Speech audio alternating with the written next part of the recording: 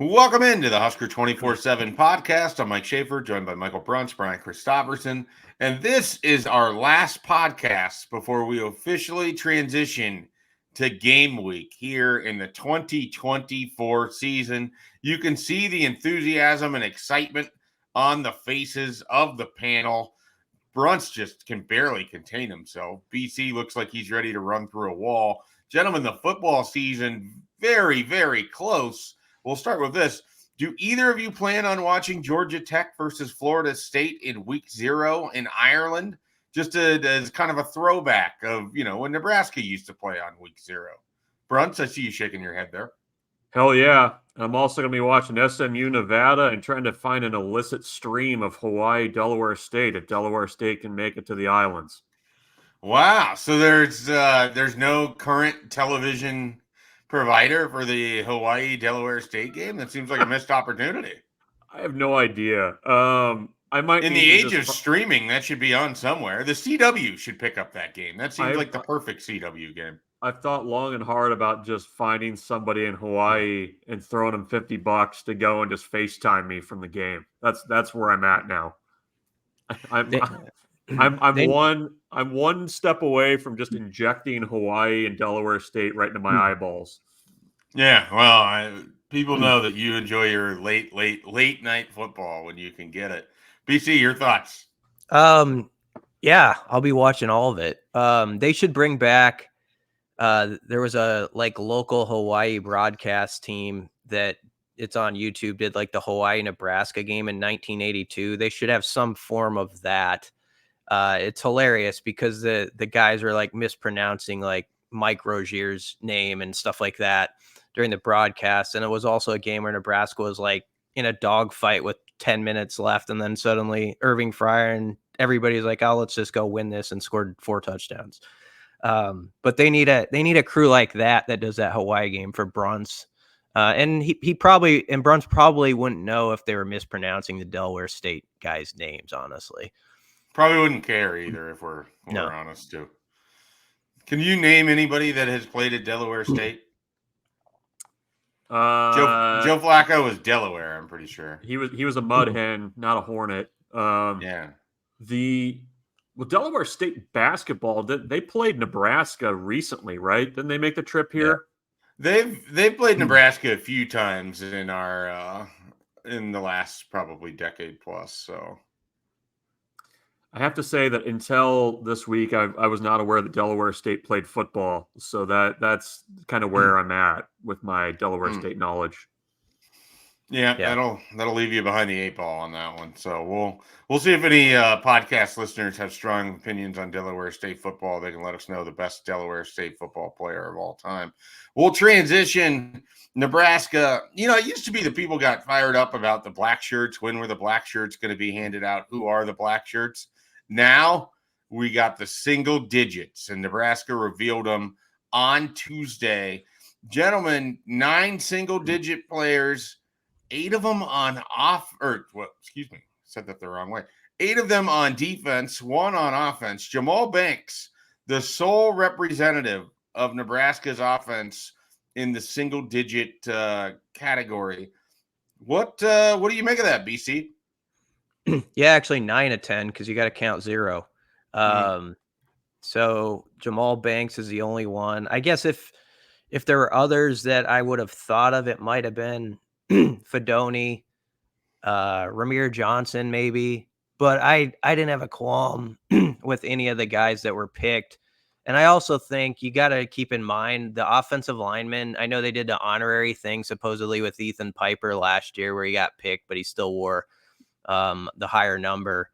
I wonder if some of the votes, if guys intentionally don't vote for a line because they know they're not a part of it. So that takes away 5 of the 11 guys. But I mean, it does fit the theme of the defense is initially going in, the known strength that with has a lot of leaders that have established itself. So it's kind of no surprise that it ended up that way. Bruntz, your thoughts?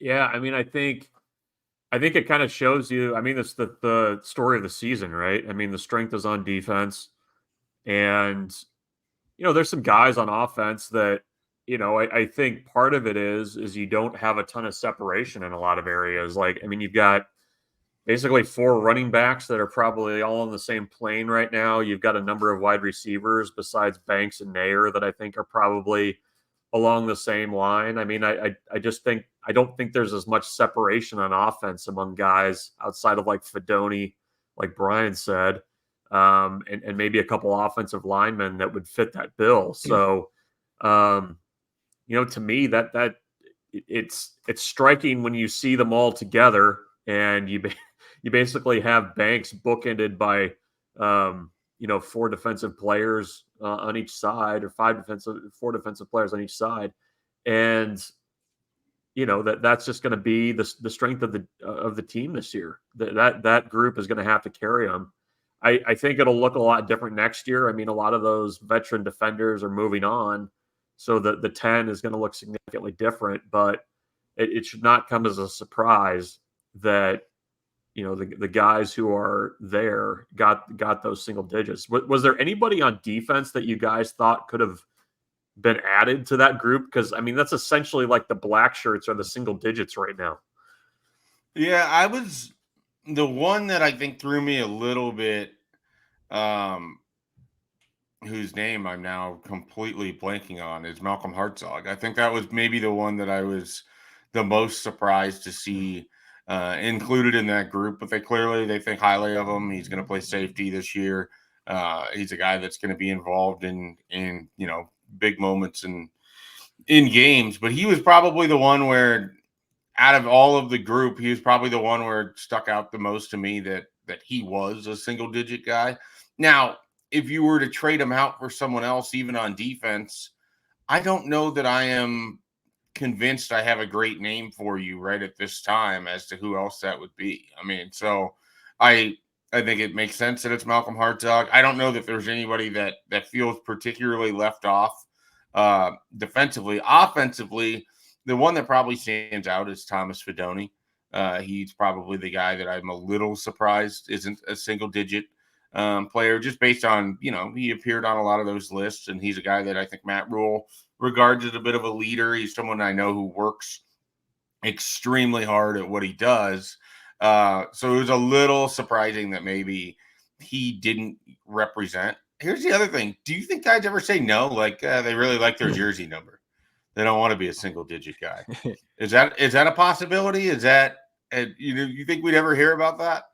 I wonder. But that Fedoni's really sort of the only one where it's like, okay, I was thinking he was going to be one and he wasn't. Everybody else is well represented there.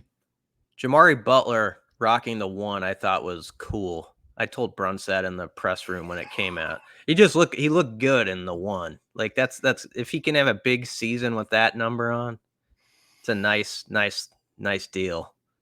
I saw him over the weekend, and I always harken back to it was sort of funny when he was making these comments. Mike Dawson really hates defensive players in the single digits. And so then to see Nash Hutmaker and Ty Robinson, Jamari Butler, excuse me, when I say defensive players, defensive linemen in the same. So that was sort of my first thought, just seeing all of those guys. And oh yeah, I saw Mike Dawson over the weekend. He would not approve of this. Not a big fan. And then the other funny part about the speaking of your D linemen is they're all lined up in that picture. And of course we know Ty Robinson is a large man, but sometimes you get other large men in the line with them, and you're like, man, that's a different type of guy. Like his size just stands out above everybody else in that group, and it's kind of something to see. So yeah, I have no problem with the list. I think it's become a nice tradition. It's kind of taken off the way I think Rule wanted it to. And to your question, I do think it'd be hard for someone to say, oh, actually, I like 24 because I've had it since junior high. I think you'd have to go along with it. The guys on 1620, speaking of Ty Robinson, are suggesting that, how you kind of have the identifier for Dylan Raiola is former 5-star quarterback or 5-star quarterback Dylan Raiola, to just make it big ass Ty Robinson. That's going to be his thing for the whole season. Because it's Should we just call him BAT then? For big ass Ty? He's huge. And then you put him next to Nash, who is playing about 20 pounds lighter than he was last year. And it's like, he looks like his kid. Like Ty Robinson looks just massive. So that'll be interesting to follow. But they were suggesting that big ass Ty Robinson becomes a thing, which I'm okay with. Like if you just use it and don't say anything about it, like I support it wholeheartedly. Yeah, I can get on board with that. Okay. We'll see if we can work it into the show here just seamlessly, and we don't call that much attention to it over the course of the season. We'll see if we're capable of such things. Speaking of things that we are capable of, we are going to discuss where Nebraska sits here as fall camp comes to a close. And we're going to discuss with a very open-ended question that can go in any particular direction. And we're going to assign it to Michael Bruntz. What, Bruntz, do you feel like you still need to learn before Nebraska starts their season next Saturday? We heard from Ed Foley yesterday. Kicking job still in the air, I think is the does question, not feel solidified. That's the question mark headline that you'd have. Kicking job still in doubt. Tristan Alvano is at 90%. I would say most of us operate at 90% generally, and I think something's happened in the last week where there's a little bit more confidence that he's going to potentially be there for the opener, because Matt Rule on Saturday last week did not seem very bullish on Alvano being available. It was kind of like, well, he might be, might not be. Ed Foley seemed to be a little bit more confident. Alvano is kicking some, but not full go. And he's competing essentially with John Hull, the Iowa Western transfer who they saw kick this summer a couple of times in Lincoln and then added him to the roster. Hull did not kick at Iowa Western last year. He kicked 3 field goals at Lincoln Southwest as a senior the year before that.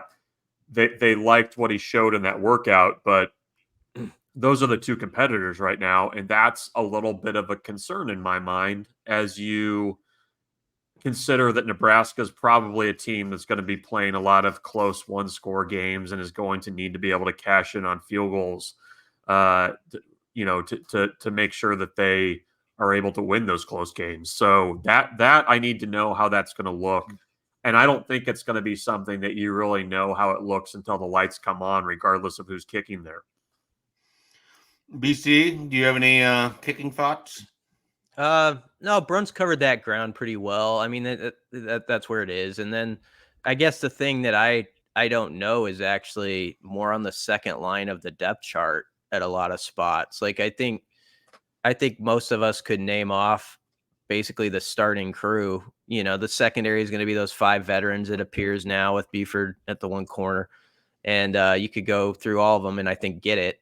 But like who's next in line as like the 3rd or 4th, 5th corners, like on their depth chart? Because it's been tight with some young guys like Amari Sanders. You hear about Mario Buford and Sierra Wright. So that's interesting to me. I think we have a good idea sort of on the backup O-line. Like there's Tyler Kanak and Latovsky when he's healthy and all that. But that on Monday, if how much detail is put on that first depth chart as far as how many oars there are and who's like on the second line, I think is what I'll actually have my eyes go to first.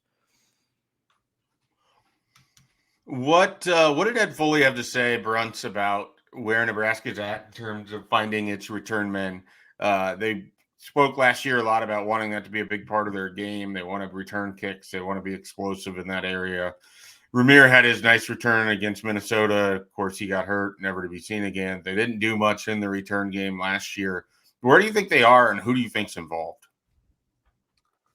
Well, at punting, the punt returner, it's Garcia Castaneda, Ja'Cory Burney, and Emmett Johnson.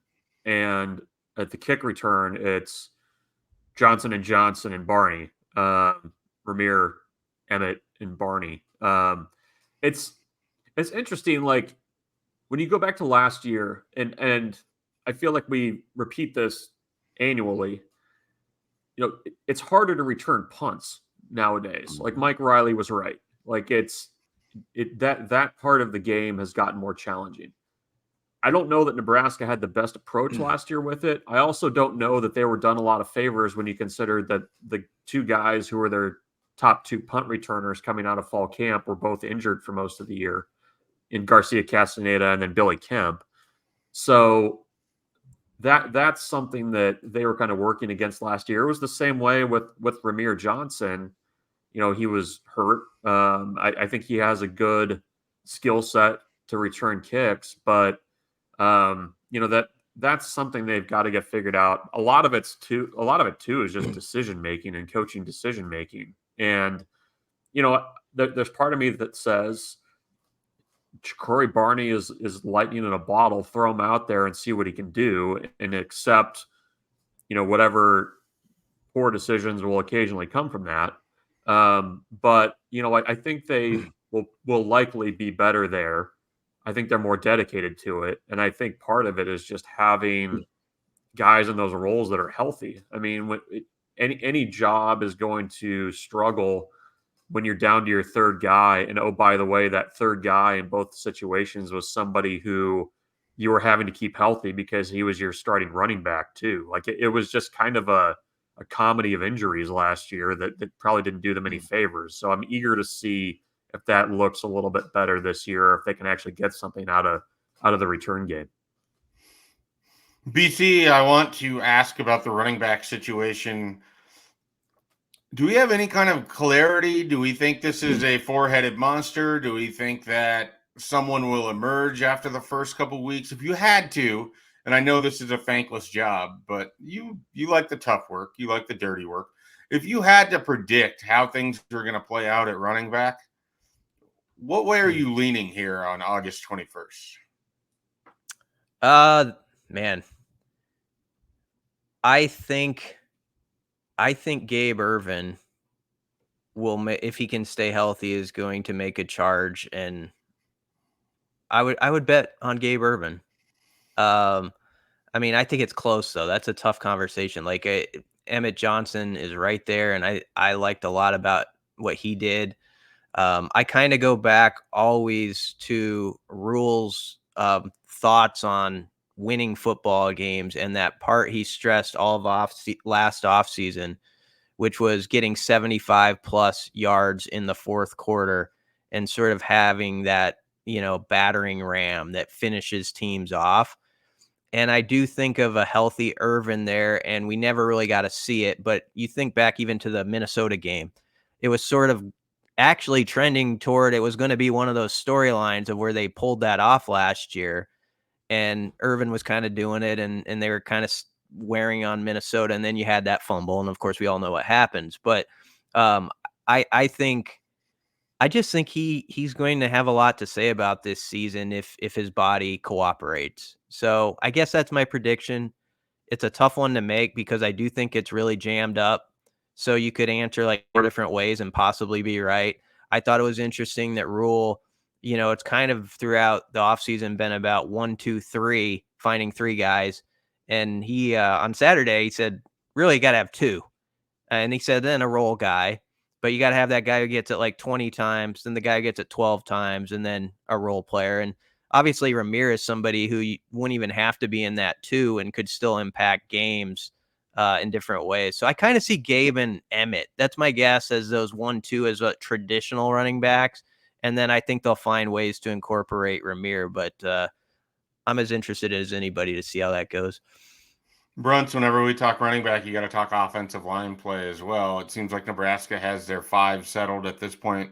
What have we been hearing about Turner Corcoran as he is back in the left tackle role?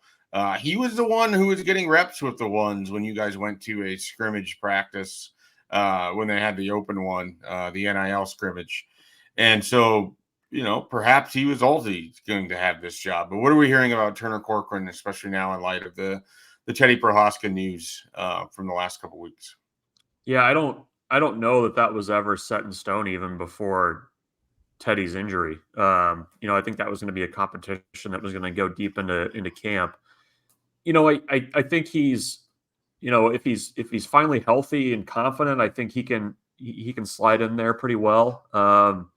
He kind of had his own thing right after that NIL scrimmage where they were kind of being careful with him. And actually, if you go back and look at that Chasing 3 episode that they released, which was filmed during that point in time, Gunnar Gatula was the one left tackle and got a ton of reps in there. So, that to me is significant as you kind of look at, how they're building depth and that kind of thing.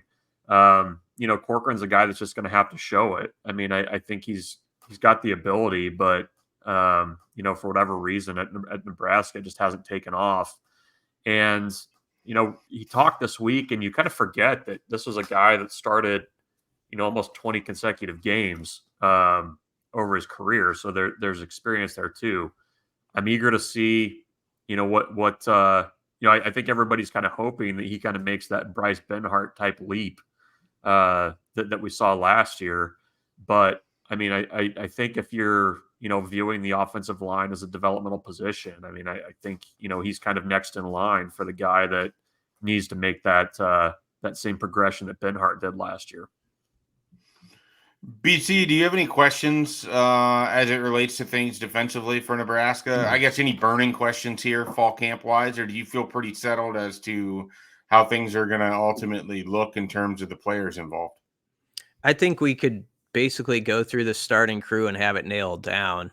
And so it is that, like, okay, who's guys 16 through 22? Is Tony White going to, I assume he will, but are they going to kind of do what they did last year where they play like in the first half, even against like a Colorado, or maybe it's a game where you play 20 guys on defense in a half? I think they will. But it'll just be interesting, like who kind of fills in those spots. I think obviously with the Javen Wright situation with him, out for the moment, a guy like Mekhi Bayer, I think is probably one of those who I just wrote about on the site. He did the interview yesterday. I wouldn't say, you made a good point recently, Schaefer. We don't talk over anybody necessarily in this state. Like everybody gets a story about him at some point. But Mekhi Bayer, for like how significant he is, probably doesn't get as much juice as some other people. And I just think his role like has increased, over even the last week or two. And so it'll be interesting what kind of say he has in things. I'm interested the jump John Bullock makes. I think last year, the more you step back from it and you process, like, yeah, he was in college football a lot, but he never played a defensive snap. And then all of a sudden you're moving positions and playing linebacker for the first time and getting a feel for what it's like to be in the command center of the defense. What does that look like now in year 2? Maybe if you have the helmet communication too, that's going to be a guy who I think maybe people don't know how high his ceiling is, or they're curious how high it is. And we're going to learn here in this fall. Bruntz, we hear from the other players about how athletic Tommy Hill is. He had a great finish to the 2023 season. He's being counted on as a primary cornerback in the 2024 season. What have the coaches been saying, or what have we picked up from fall camp about Tommy Hill and where things are as he looks to kind of close out a Nebraska chapter that started rocky and could finish really, really well for him? Potential first-round draft pick, Tommy Hill, according to ESPN's mock draft that came out today. It's like when you stand next to Tommy Hill, it's like, okay, this is what like a Big Ten, like NFL type corner looks like. Like he's big, physical. I think the tendency sometimes is to feel like you have the book on somebody. And I think he was somebody that towards the end of last season that really kind of flipped the script in a big way. And I think part of that was, just being jerked around and playing, both sides of the ball. And he was a wide receiver. I think his relationship with Matt Rule has been really big. I mean, if you go back to last spring, I think he was a player that Rule really kind of went out of his way to connect with. And I do wonder if he benefits from the change in coaching staff too, with John Butler and a longtime NFL defensive backs coach running that room. I wonder if he benefits even more from that. So I don't know. I mean, he's a guy that's going to have to kind of back up what he did at the end of last season. I think he's got all the ability in the world to do that. But I mean, it's interesting. I think I don't know if this is your guys' sense, within our little bubble, I don't think that people kind of view Tommy Hill the same way that he's viewed outside. I mean, when you've got, the ESPN stuff, Pro Football Focus, has him as like their top returning cornerback in the country, or one of them in the country from last year. I mean, I just think that he's kind of one of those guys where it's a little bit of a flip of the narrative where, like, outside of these walls, like, he is really well regarded. And it would be huge if Nebraska could have him just shut down one side of the field, and really kind of, give that defense a little bit more of kind of the takeaways type things that they've been looking for. Yeah, that's an interesting point, Bruntz, because it does seem like we talked about Quentin Newsome and Cam Taylor-Britt in different ways than we have Tommy Hill, whereas outside of the bubble, I don't know that Quentin Newsome or even Cam Taylor-Britt going into his senior year were regarded in quite the same way that Tommy Hill is going into this upcoming season. So he certainly going to be a player that I think people have high hopes for, but it will be interesting to watch, especially that Colorado game. I mean, he struggled at Boulder. There's a critical play where he kind of was out of position on a key third down, and Nebraska sent a heavy blitz, and the game kind of felt like it tilted in that moment. He's a guy that he's going to draw some tough assignments against tough wide receivers in that Colorado game, and against the best quarterback he's going to face all year. And so that game in particular will be one to watch as far as it relates to kind of where Tommy Hill's at and how big of a jump he's potentially made. BC, I want to go back to the defensive line, but I don't want to talk about Nash or Jamari or big-ass Ty Robinson. Big-ass Ty Robinson.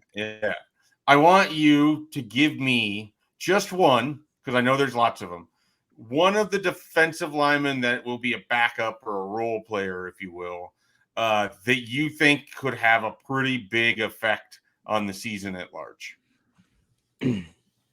I'm going to say, and I'm not going to count Kim Lundhard either, because I think he's almost like a starter to him. Yeah, like he's like that's fair. I'm going to say Elijah Judy. I'm really like, he actually played, I think, more snaps than some people realize last year. I mean, when you compare to his like time at Texas A&M, when he played like 20 total snaps during his couple seasons, he was in the hundreds last year at least.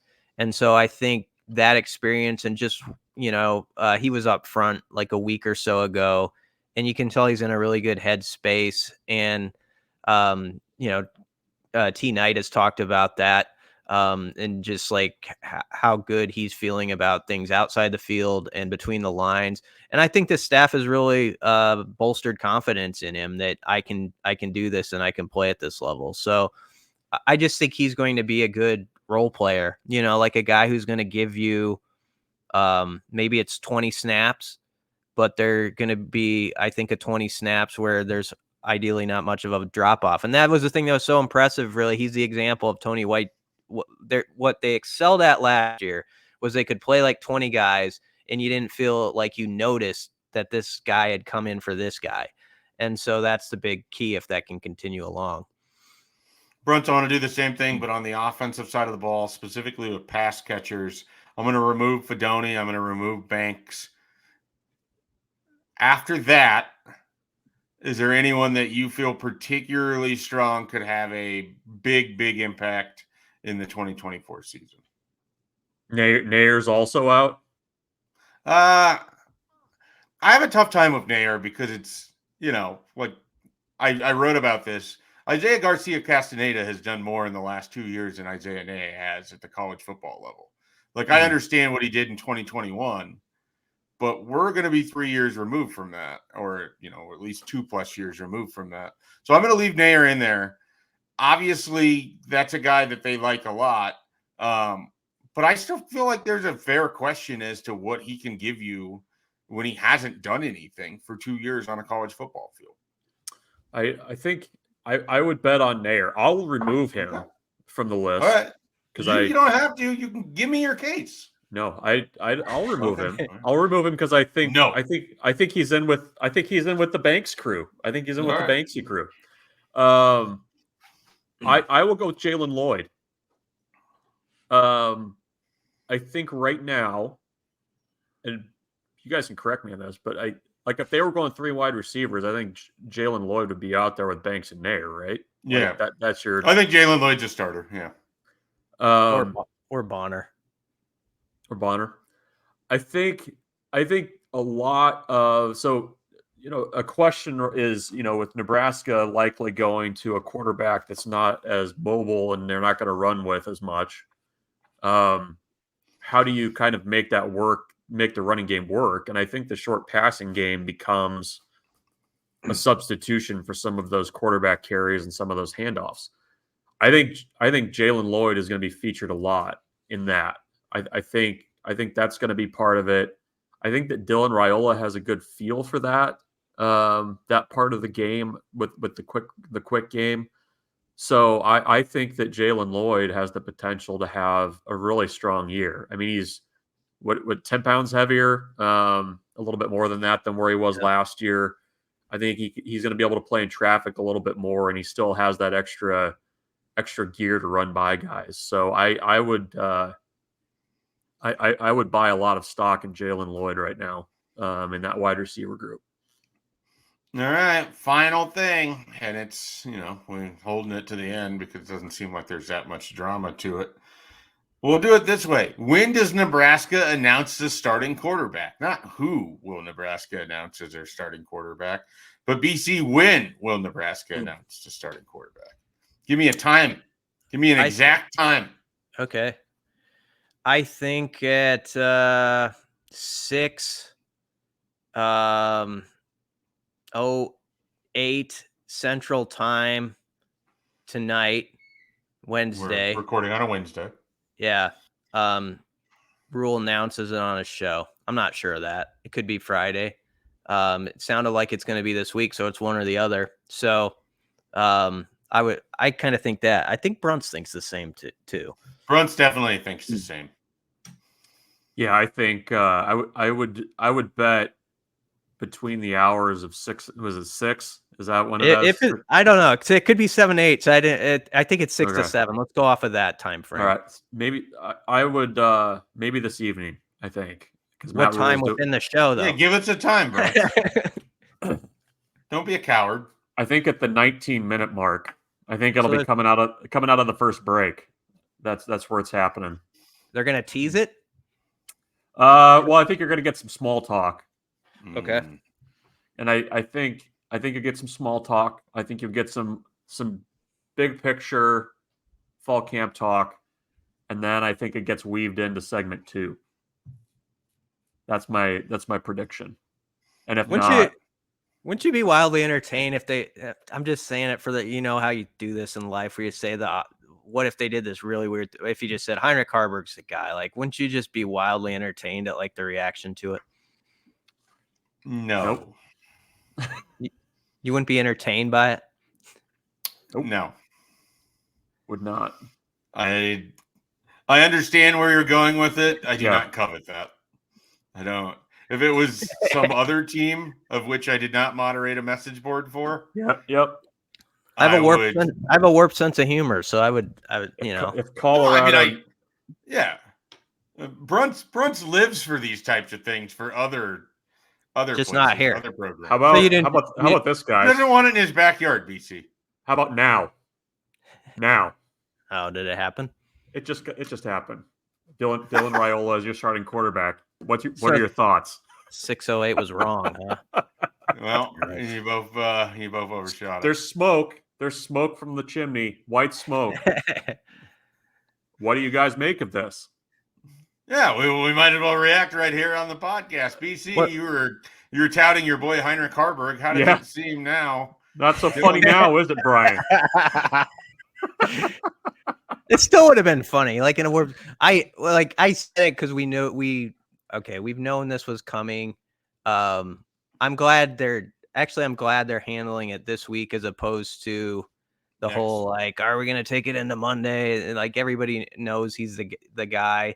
I just give Dylan a lot of credit from everything we've heard for the way he, I think, came in and put what was previous before him, all the stars and all the talk about him as a recruit and however that went down. And that was old news. Like, I feel like he kind of just moved on to the next thing and knew he had to earn the respect and do the homework, which I think he's been doing to impress not only coaches, but his peers. And it feels like that humble approach to it has really impressed those around him.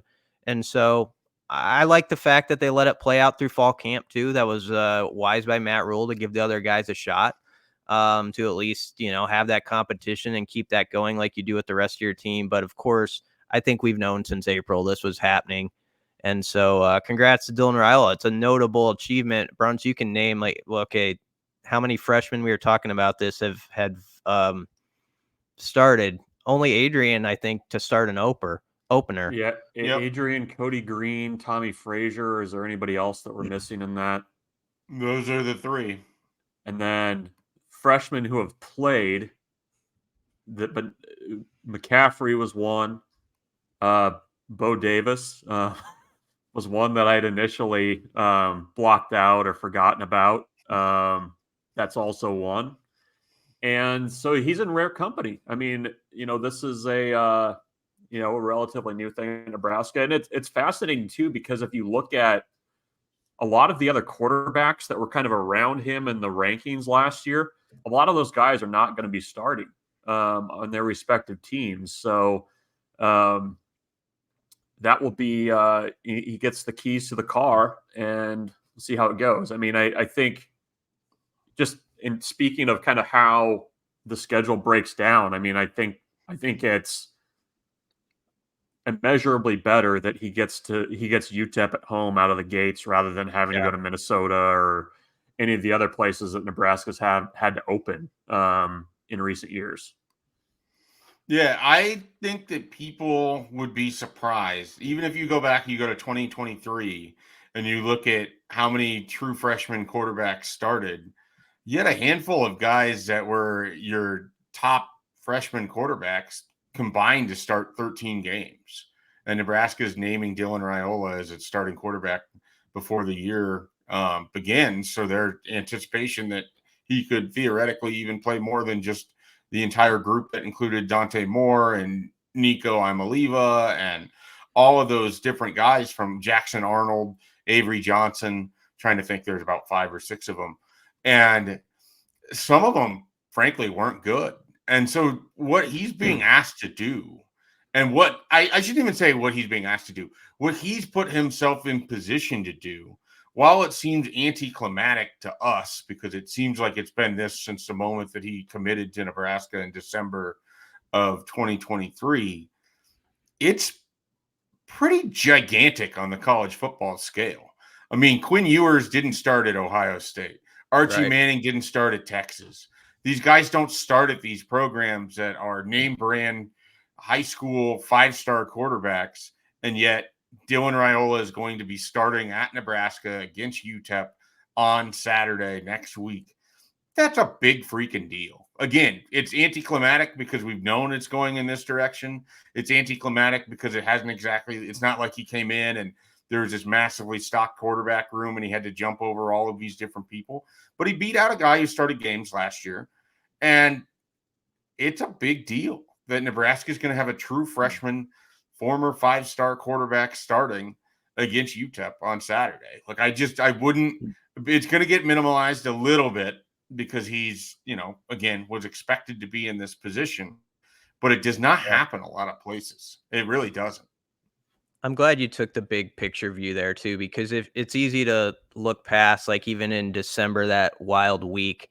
And I would have been one of those who thought of, like, okay, it'd be awesome if you had, like, Kyle McCord for 1 year and all that. We had those conversations. And now to me, it feels so dumb. Like, I mean, not just like, I mean, like, imagine if there was someone else that was like a 5th year senior that had started at another big school and Raiola. It would be such a weird circumstance, I think. And you wouldn't want to be that quarterback. Like even if you were named the starter, your first bad throw, what's going to happen. It's something though. I mean, that game against Colorado too. Remember the old NBA on NBC like promos would be like Jordan and the Bulls versus you and the Knicks. Dylan Raiola's name was such in recruiting that you could almost do that with Raiola and the Huskers versus Sanders and the Buffs. I mean, that's the kind of like attention he's had on himself. So it's a fascinating thing, and to watch it play out, and the ratings, people are obviously going to tune in for that game because of the Dion factor, but the Raiola factor is pretty big in that too. There's going to be a lot of curious people to see how he does in that setting.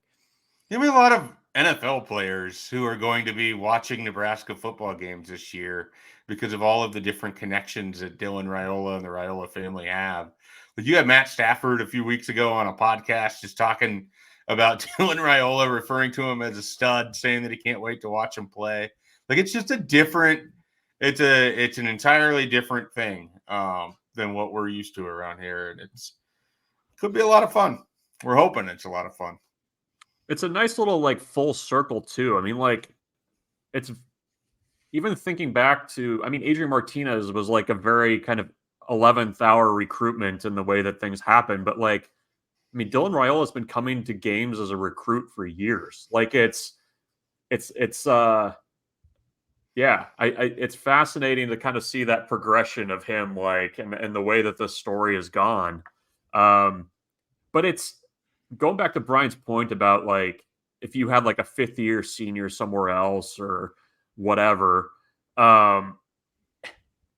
like when he threw at pro day back in March, like before Nebraska had even like started spring ball, you're kind of like, okay, I get it. Like I see what's going on here. Like the talent is there.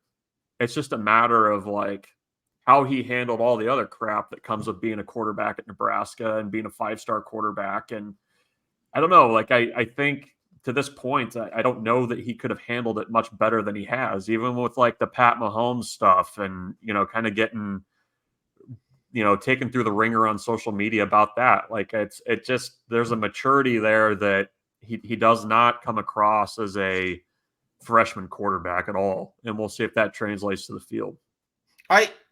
I hesitate to say this because I'm not around it as much as you guys are, especially recently, and we're not around it that much to where you get the conversations that you can get really deep into it. But it does seem like his teammates like him. The veterans like him. It seems like he's earned the respect of guys like Jamal Banks and Isaiah Nair because of the way that he came in and worked, because of the extra work that he put in, because of how he is as an individual. And it wasn't, an expectation that he's a 5-star quarterback and it should be like this. And so I do think, was it Jamal Banks, I think, said that he showed a lot of humility in how he's gone about things. I think he really earned the respect of teammates by going opposite of what you anticipate someone with that sort of recruitment, that name, and the accolades that come along with it would act. And I think that won him a lot of respect in that locker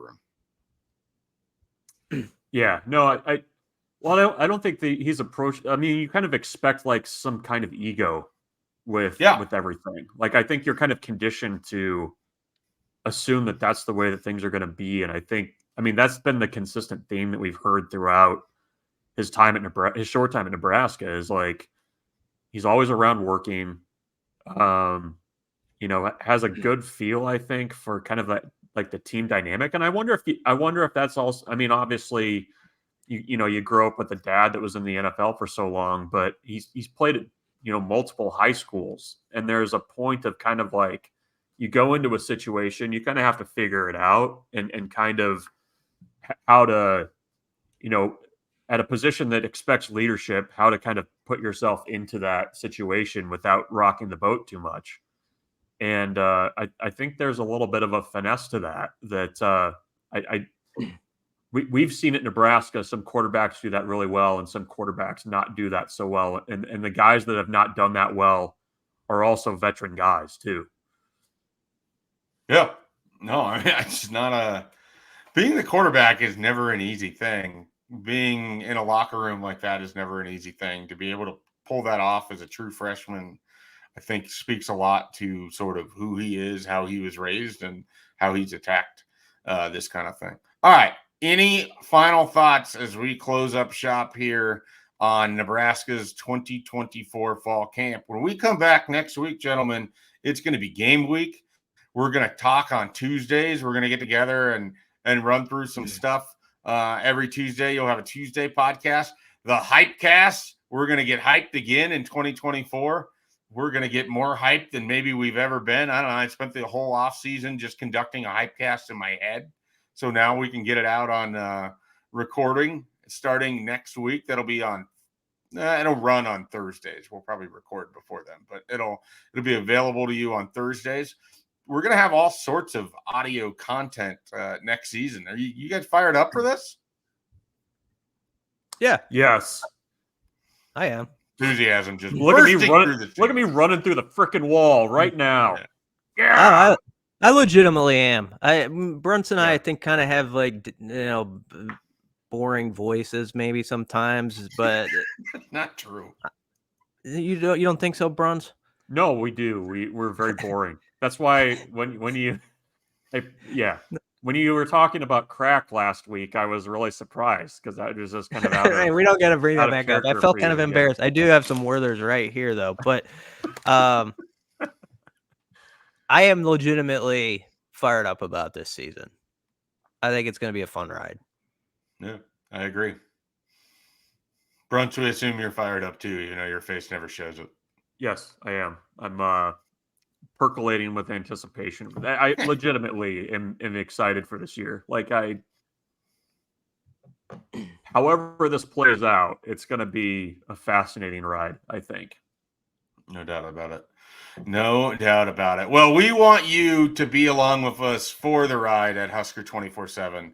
So be sure to check out Husker247.com. Plenty of coverage on the team, plenty of recruiting coverage as well. Things are going to be getting going. Nebraska's going to have visitors for UTEP, for Colorado, for Northern Iowa, for all of their home games, and we'll have that coverage. There's high school games that are going to be starting soon here locally, high school games that have already started elsewhere. So we'll have coverage of that as well at Husker247. And of course, all of your day-to-day stuff, the depth chart that'll be coming out next week, the press conferences, all of that stuff can be found at Husker247.com. For Michael Bruntz, Brian Christopherson, I'm Mike Schaefer. We're Husker247. We'll catch you next time.